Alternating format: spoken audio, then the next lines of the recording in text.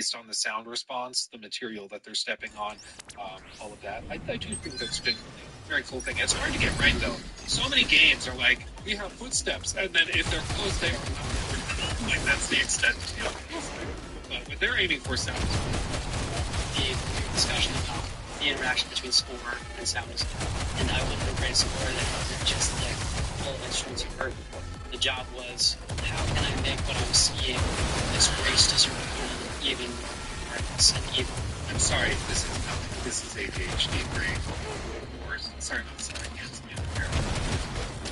What is it about artists where like the boldness of their art is directly correlated to the size of their glasses? You know, like I was talking to somebody. She like runs like the she helps run like the symphony. I mean, what's like a Christmas symphony thing the other night, and she was one of the organizers that heads up like the arts thing in this city, and she also had huge framed glasses, and so like I didn't know who she was, but I could tell from across the room, oh, she's like in charge of some of the arts with it, because she had big frames in her glasses. And it's just funny. I've noticed, and maybe it's like a fun thing. It's like yes, beauty where the gold frames. I don't know this. Like this guy, if you ask me, what's programmer, level designer, I'd be like, I you know, it's funny. It's funny. I wear glasses. Yes. If I ever show up wearing like big, thick rimmed glasses or something, you'll know that I like moved into game development, and I'm like now very much. I'll just sit like this 20%. Perhaps. Terrifying. To be clear, I like the glasses. I'm saying all of this because I'm jealous and I kind of love you. It's a little bit of the glasses. It would be kind of funny if I would know them things from they're kind of cool. I kind of dig them.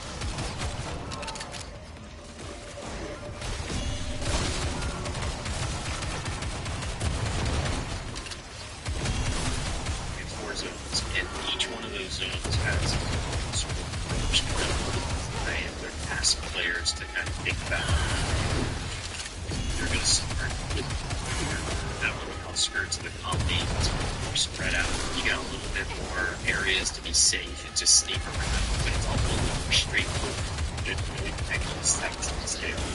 It's like in our fantasy expansion site in the colony. Where he mentions that had settled on Tau Ceti.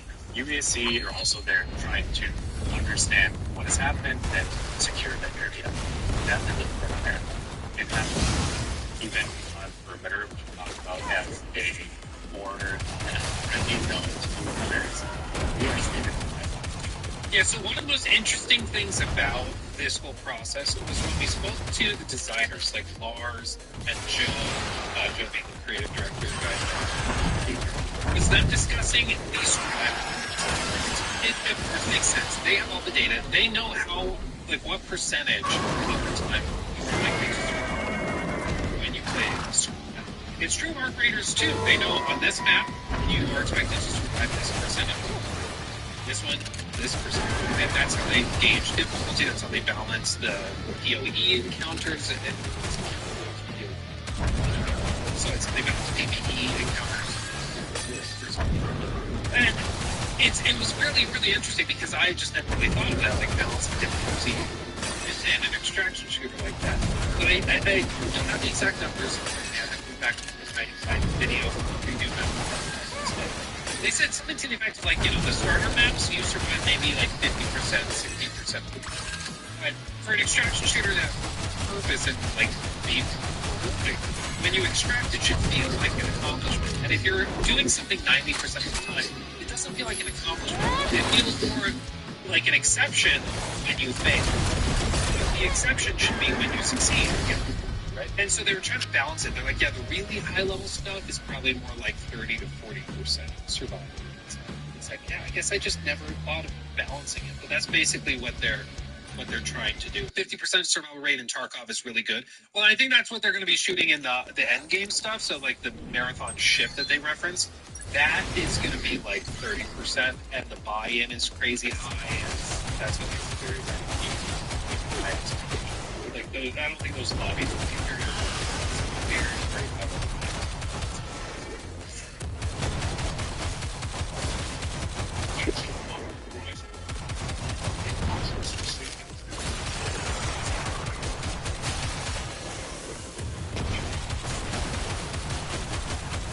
Really important to us that the Druids were not trivial to fight. When you face them on test study as a runner, you are the outlet. You are just They have a little bit of so you can see they have this flowing locomotion, they get these sparks, they have these sigils over their faces. Sometimes their behavior feels almost possessed a little bit, like they're taking in commands from AI. The elite tiers are blue. So, when we went to the event to Bias, Sometimes your behavior feels SB's senior concept art lead, Jill, who's the art director, was not there at the event. So he had a presentation as did like the game's art. And you'll notice in this video, apparently Jim Cross, the art director, is just not present at all. It's interesting. They did settle the dispute with Anti-Real. Apparently Anti-Real posted that it was settled to their satisfaction. Which sounds like money. It sounds like, I mean, if they take your artwork and sticker it all over the game, yeah, you should be compensated. And it sounds like they did it pretty nicely. So they resolved that, but of course, the whole debacle around that is going to remain throughout the lifespan of the game. But yeah, there's no more like dispute, at least in terms of Anti-Real's art. They've come to a settlement and seemingly got a fat stack to meet my expectations. Shout out to Money, exactly. Shout out to Money. donated. Is that Skrillex?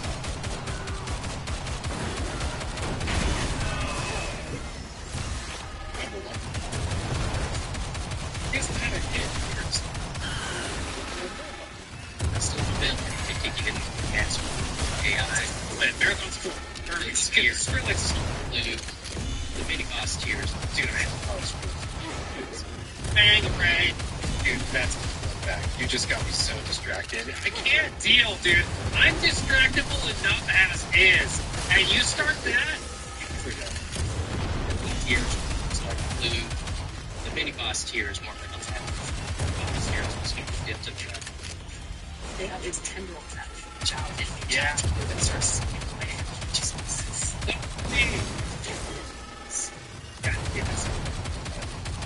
We need to just stop talking. I think that's the key. I think that's what I gotta do. You're getting into March, you're starting to understand something bad happened here. You're seeing signs of that in a way that wasn't prepared. The dialogue about it's a strange alien entity that has erupted out of the ground. You're really feeling signs that this is at the center of where things went wrong. It's got a different style of gameplay. It's complex, it's rich with area, region that we can understand. It's a great balance. It just wants action and